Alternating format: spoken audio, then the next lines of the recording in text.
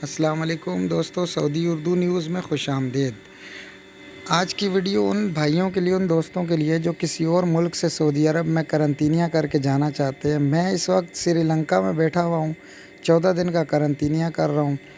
तो मुझे क्या क्या सामान चीज़ों की ज़रूरत पड़ी है, क्या क्या डॉक्यूमेंट्स चाहिए हुए हैं उस पे एयरपोर्ट के ऊपर, और मुझसे क्या क्या पूछा गया है, और क्या क्या मुश्किलात पेश आई हैं, और किस तरह मैंने जो है वीज़ा लिया है, किस तरह मैंने होटल बुक किया है।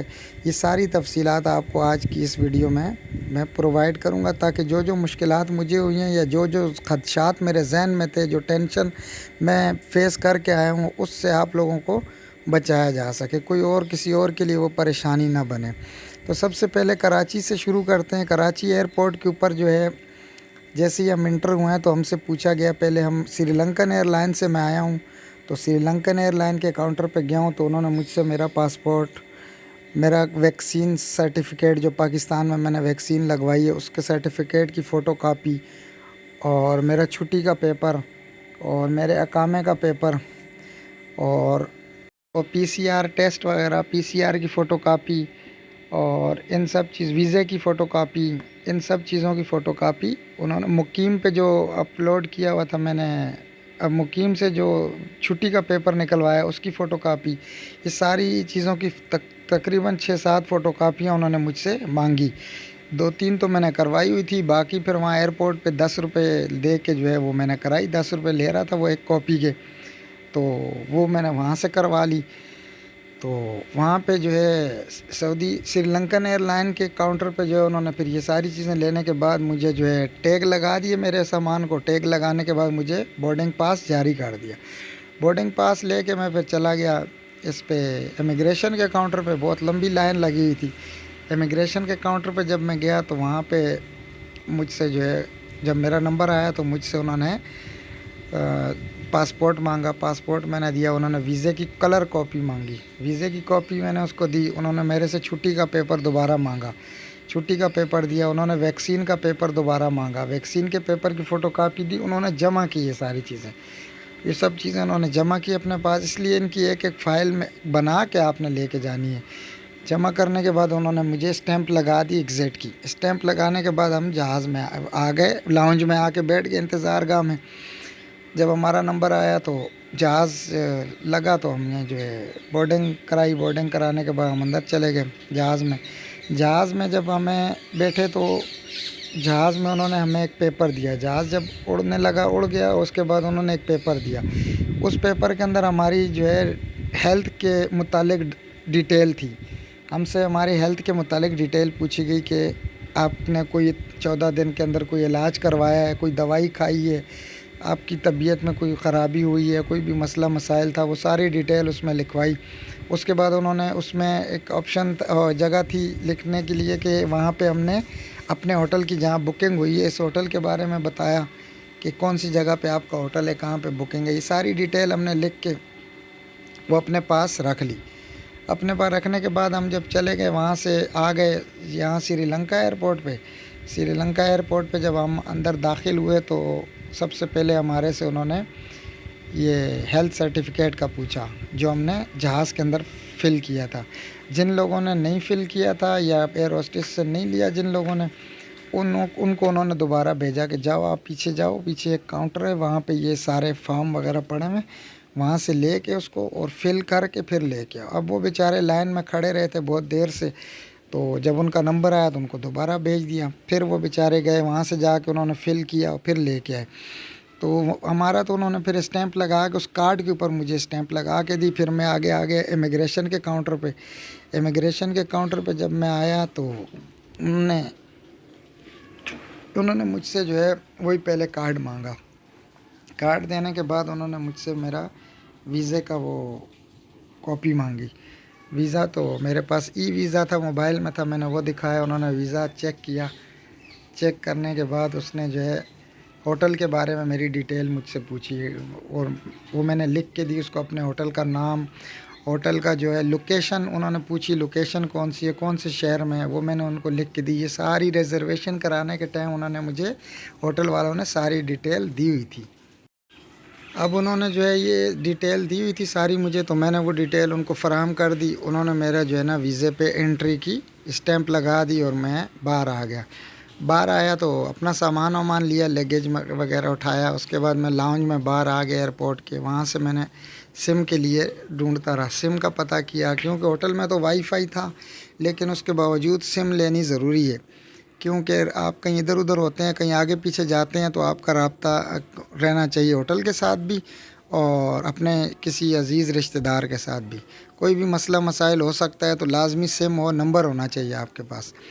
तो मैंने सिम ले ली। 100 रुपया श्रीलंकन रुपए की सिम दे रहे थे, वो ली। 500 रुपये का मैंने श्रीलंकन 500 रुपये का उसमें डेटा डाला। एक 10 GB डेटा था, जो कि 1 महीने के लिए करामत था। हमने 14 दिन स्टे करना था। सिम जो है यहाँ पे, जो मैंने 2-3 लोगों से पूछा, तो उन्होंने कहा कि डायलॉग कंपनी की सिम जो है वो सबसे बेहतर है, यहाँ पे हर जगह काम करती है। तो मैंने डायलॉग कंपनी की सिम ले ली। उसके बाद करेंसी एक्सचेंज कुछ मैंने वहाँ से पाकिस्तान से कराए थे, बाकी पैसे मैंने रख लिए थे। तो यहाँ आके मुझे एयरपोर्ट के ऊपर करेंसी एक्सचेंज पाकिस्तानी रुपए कन्वर्ट नहीं करके दिए इन्होंने। इन्होंने कहा कि नहीं जी, पाकिस्तानी रुपए हम कन्वर्ट नहीं कर सकते, आपके पास डॉलर है तो डॉलर कर सकते हैं, रियाल हैं तो रियाल कन्वर्ट करके श्रीलंकन रुपयों में आपको दे सकते हैं, बाकी पाकिस्तानी रुपए में हम नहीं कर सकते।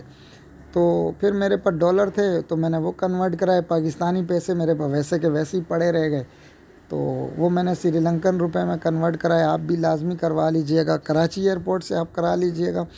आप कराची एयरपोर्ट से डॉलर, रियाल या श्रीलंकन रुपए ले लीजिएगा। फिर यहाँ जब आप एयरपोर्ट से वापस कोलंबो से या श्रीलंका के किसी भी एयरपोर्ट से रियाज या सऊदीया के लिए जाएंगे, तो वहाँ एयरपोर्ट पे फ़ौरन आप इसी श्रीलंका में ही एयरपोर्ट पे आप श्रीलंकन करेंसी दे के रियाल ले लीजिएगा। ये काम लाजमी करना है। नंबर 2, तमाम डॉक्यूमेंट्स की अलग अलग फ़ाइलें बनानी है। जैसे आपने छुट्टी का पर्चा ले लिया, अपने अकामे की पेपर ले लिया एक, और वैक्सीन सर्टिफिकेट ले लिया, और सेहती का एक सर्टिफिकेट ले लिया। सेहती का जो है वो प्रिंट आउट निकालना है, उसका एक सर्टिफिकेट ले लिया। अपने वीज़े का एक कागज़ ले लिया। इस तरह पासपोर्ट का एक कागज़ ले लिया। इस तरह 6-7 पेपर का एक एक फ़ाइल अलग अलग बनानी है। यानी कम से कम आपने 3 फ़ाइलें आपसे वहाँ पूछी जाएंगी, और यहाँ एयरपोर्ट पे भी 2 पूछी जाएंगी। 3 और 2 6 5 हो गई, और एक जो है लाजमी रियाज या सऊदी अरब के किसी भी एयरपोर्ट पे एक फ़ाइल आपसे पूछी जाएगी, तो वो भी आप रखिएगा अपने पास। अभी तो मैं श्रीलंका में हूँ, लेकिन ये वीडियो बनाने के बाद दूसरी वीडियो जो है, मैं सऊदीया जब उतरूँगा, वहाँ एयरपोर्ट पे अंदर होऊंगा मैं, तो जब अंदर हो चुका हूँगा तो उसके बाद मैं एक वीडियो बनाऊँगा जिसमें ये डिटेल, जो बहुत से दोस्तों यारों को डर है, खुटका है कि हम इतने पैसे लगा के जाएं तो आगे से कहीं हमें वापस ना कर दें, तो उनकी रिक्वायरमेंट जो है वो क्या क्या कागजात मांगते हैं, क्या क्या चीज़ मांगते हैं, तो वो उनकी रिक्वायरमेंट भी मैं आपको तफसील से डिटेल से बताऊंगा। आप मेरी वीडियो को लाजमी देखिएगा और अपने दोस्तों के साथ भी शेयर कीजिएगा। किसी भी दोस्त को अगर परेशानी है, कोई मसला है, अगर वो यहाँ श्रीलंका आना चाहता है, तो उसको लिंक भेज दें मेरी वीडियो का। वो तफसील से डिटेल से देख ले क्या क्या चीज़ें चाहिए, क्या क्या नहीं चाहिए, तो उसको पता चल जाएगा।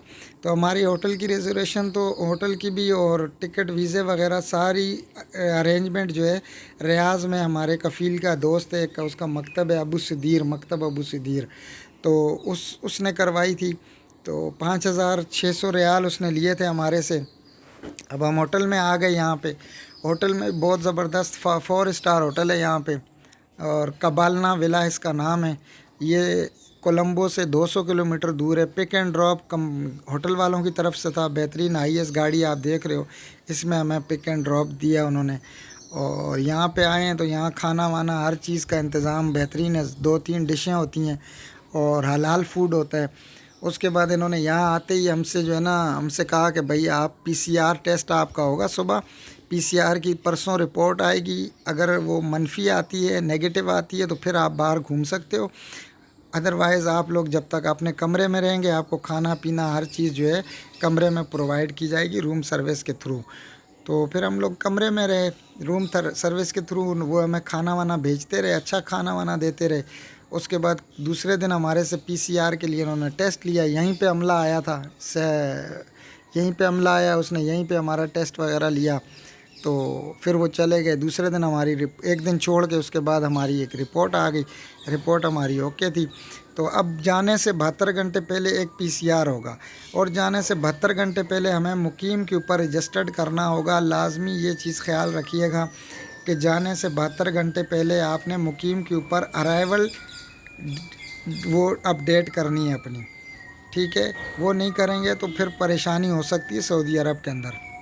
अब जो है कमरे हमें मिले हुए, अच्छे कमरे मिले हुए, 4 स्टार होटल है। इसमें जो है साफ़ सुथरे बेड हैं, साफ़ सुथरे बिस्तर हैं, एसी लगा हुआ है, खाना वाना टाइम पे मिल जाता है। तो कोशिश कीजिएगा कि आप भी यहाँ आएँ। तो जैसे कीनिया वालों ने किया उस तरह मत करें। बाहर निकल के क्लबों में जा रहे हैं, वो ऐसी जगहों पे जा रहे हैं, वहाँ ऐसा ना करें। आप यहाँ करंतीनिया के लिए आएँ। हाँ, घूमना फिरना है, थोड़ा बहुत घूम फिर लें अगर दिल तंग हो जाता है थोड़ा बहुत, लेकिन ग्रुप बना के मत जाएँ कहीं भी। तो यहाँ इंशाअल्लाह उम्मीद है कि इस श्रीलंका के ऊपर पाबंदी नहीं लगेगी, क्योंकि यहाँ एसओपीज़ का बहुत ख्याल रखा जाता है। तो जो भी भाई आना चाहता है, वो मेरा तो मशवरा ये है कि वो श्रीलंका के थ्रू आए। यहाँ पे बहुत ज़बरदस्त निज़ाम है, बहुत अच्छे एसओपीज़ की इतनी पाबंदी की जाती है कि मैंने कोई भी शख्स को मास्क के बग़ैर नहीं देखा। बाइक के ऊपर अगर 2 बंदे हैं तो दोनों हेलमेट लगाएंगे। तो ट्रैफिक रूल्स कवानीन की बहुत सख्त पाबंदी है यहाँ, तो इस वजह से इस पर पाबंदी नहीं लगेगी इंशाअल्लाह। तो आप लोग आना चाहें तो श्रीलंका के थ्रू आएँ। बहुत अच्छा मुल्क है, बहुत अच्छे लोग हैं यहाँ के। और बाकी मेरी वीडियो को शेयर और लाइक करें, सब्सक्राइब लाजमी कीजिएगा। अपने परदेसी दोस्तों भाइयों के साथ शेयर करें, किसी का भला हो जाएगा। और फिर नेक्स्ट टाइम जो दूसरी वीडियो मैं अपलोड करूँगा तो वो रियाज से करूँगा। तो मैं वहाँ की मुश्किलात और उसके बारे में, डॉक्यूमेंटेशन के बारे में बताऊँगा कि क्या क्या चीज़ चाहिए। तो तब तक के लिए खुदा।